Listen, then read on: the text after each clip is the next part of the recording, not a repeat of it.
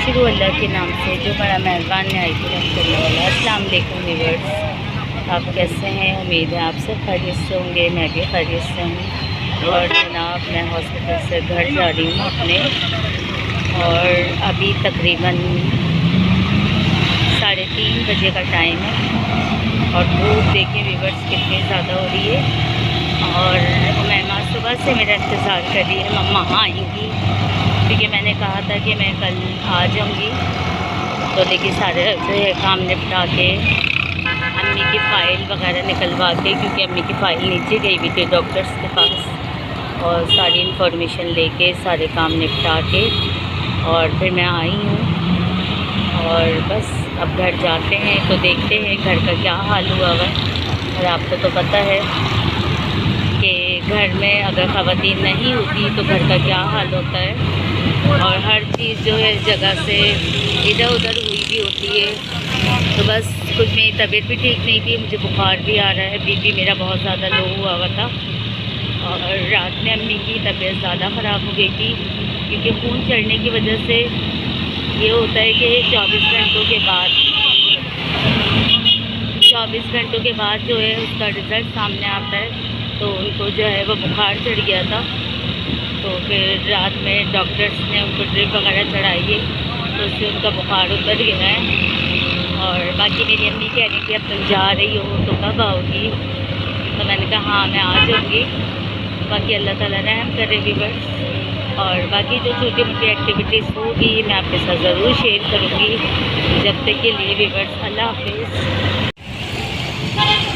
ये देखिए व्यूअर्स, कबूतर जो हैं वो किस तरह से बैठे हैं लाइन से।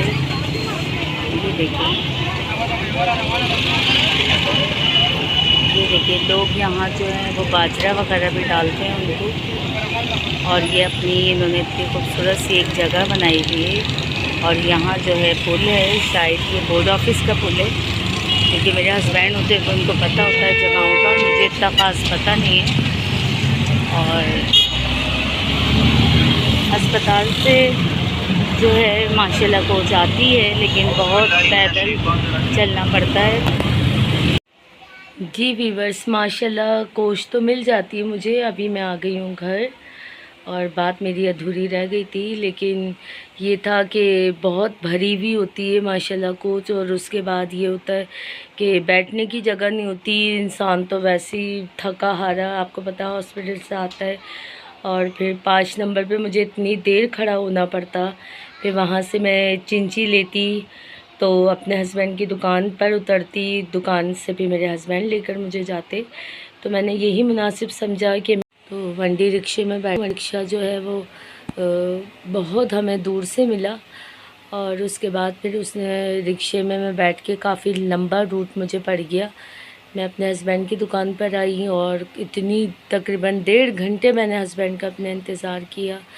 उनको मैं कॉल कर रही थी, वो कहीं बहुत ज़रूरी काम से गए हुए थे।